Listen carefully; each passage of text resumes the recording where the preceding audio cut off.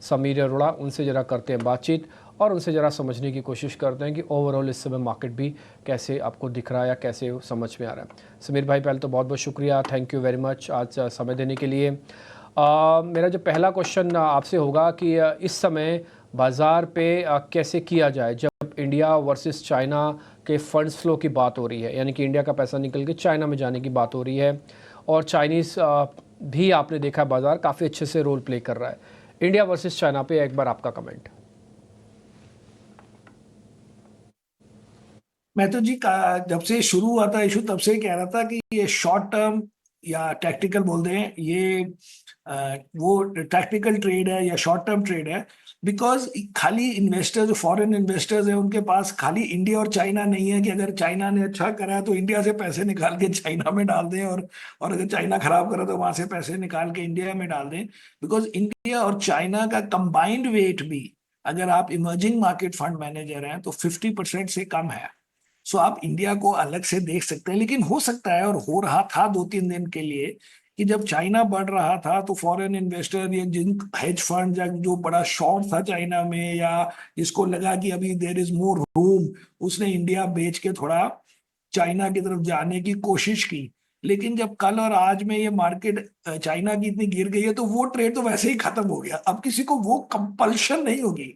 But over time हो सकता है कि पीपल रियलाइज कि चाइना में थोड़ा इतना कम भी नहीं होना चाहिए, बिकॉज ऐसे रिबाउंड होता है तो पेन होती है, तो वो स्लोली थोड़ा बहुत आप मूव कर सकते हैं। But what I am saying is it doesn't have to be from India only.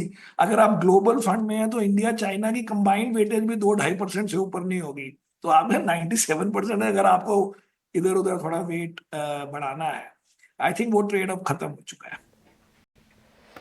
Alright Sameer जी, नमस्कार। मैं सृष्टि बात कर रही हूँ। आपने इंडिया चाइना के ट्रेड ऑफ के बारे में तो बताया, पर अगर हम पूरे इमर्जिंग मार्केट सेटअप को देखें तो वहाँ पे अभी भी इंडिया की जो वैल्यूएशंस हैं वो काफ़ी हाई देखी जाती है इन कंपैरेटिव बाकी अन्य इमर्जिंग मार्केट्स के। क्या आने वाले टाइम में भी इंडिया ऐसी हायर वैल्यूएशंस को कमांड करता हुआ दिख सकता है? आपका क्या टेक है इसमें?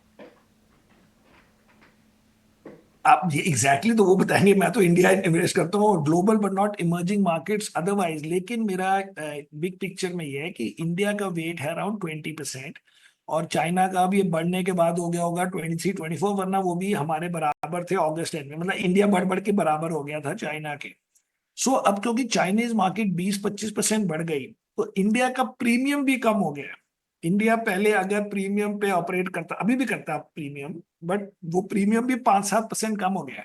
लेकिन मोर इम्पोर्टेंटली, अगर ये 1-2 दिन हमारी मार्केट ने ठीक किया तो ग्लोबल इन्वेस्टर और इंडियन इन्वेस्टर्स या वर्ल्ड वाइड जो भी है वो देखेगा कि इंडिया ने during this crisis also they dealt with it well. वो वीक हैंड्स बाहर निकल गए, जो स्पेकुलेशन भी खत्म हो गई या कम हो गई, सेबी के रूल्स भी इंप्लीमेंट हो गए, फ्रॉड थोड़ी कम हो गई। तो ये सब कहानी के बाद आप फिर अपना हल्के हल्के चल सकते हैं। और हम ये नहीं कह रहे हैं, और कोई भी नहीं कह रहा कि आपको जैसे लास्ट फ्यू इयर्स के रिटर्न्स बने हैं वो रिटर्न बनेंगे तो हम प्रॉपर मार्केट गिनते हैं। मेरे हिसाब से इंडेक्स का रिटर्न 13, 14, 12% पर एनम होगा 1-2 साल, और उस हिसाब से आप उस ट्रैक पे चल सकते हैं। फिर आपके स्टॉक्स को थोड़े ज्यादा चले थोड़े कम चले। सो आई थिंक अगर ये अब ठीक रहा तो ये एक और फेदर इन आर कैप होगा दैट ये सॉर्ट आउट हो गया एंड इंडिया ने 1-2 दिन गिरे, लेकिन 4-5 दिन बाद प्लस माइनस। अब जैसे हम month to date market is down I think 2-2.5%, 3%। तो ठीक है, अगर वो थोड़ा उसमें 25-50 पैसे और रिकवर कर लिए ओवर टाइम, 2% मंथ में डाउन हो गया इंडेक्स, कोई दुखी नहीं होता। 5-6%, 7% डाउन हो तो लोग दुखी हो सकते हैं इन अ मंथ।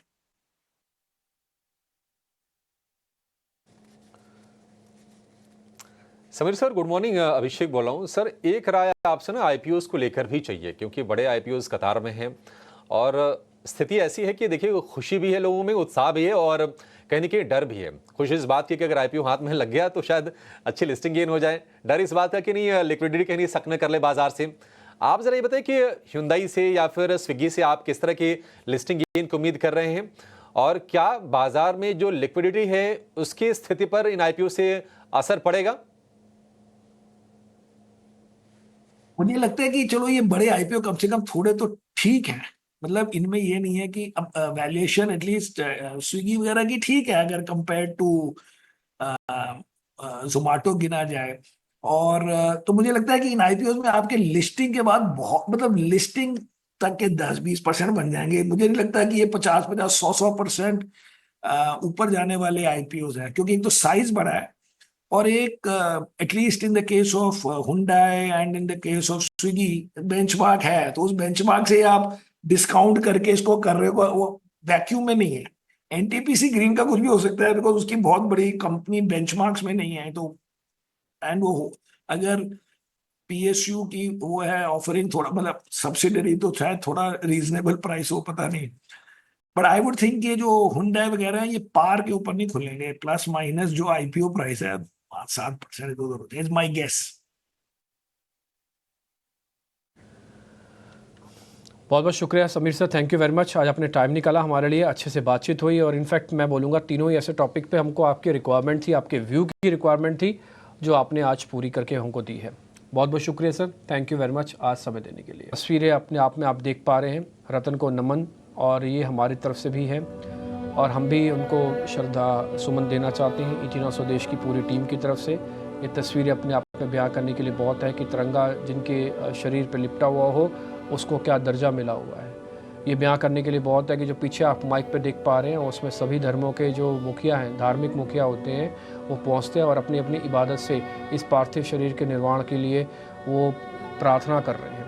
ये अपने आप में बताने के लिए बहुत है कि देश की, न केवल विदेश की महान हस्तियों ने ट्वीट करके सुबह सुबह बताया कि हम सब दुखी हैं। एक पड़ाव है ज़िंदगी का, शरीर से अलग है, लेकिन रतन टाटा हमेशा जिंदा रहेंगे अपने विचारों से, अपने करामात से, अपने इस हौसले से, तजुर्बे से और समर्पण के भाव से।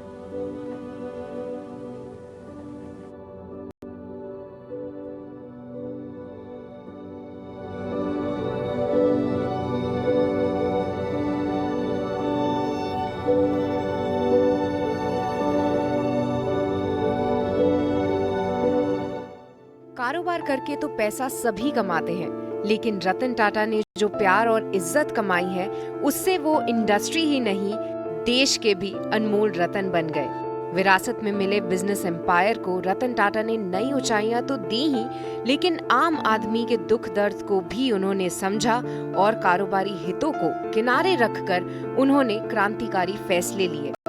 रतन टाटा ने हमेशा आसमान को मुट्ठी में कर लेने के सपने देखे, लेकिन उनके पैर हमेशा जमीन पर रहे।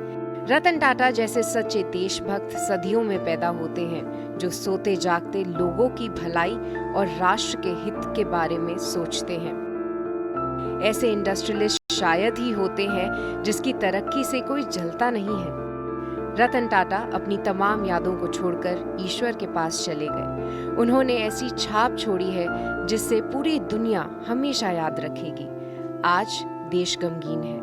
इटीना स्वदेश की पूरी टीम की ओर से देश के रतन को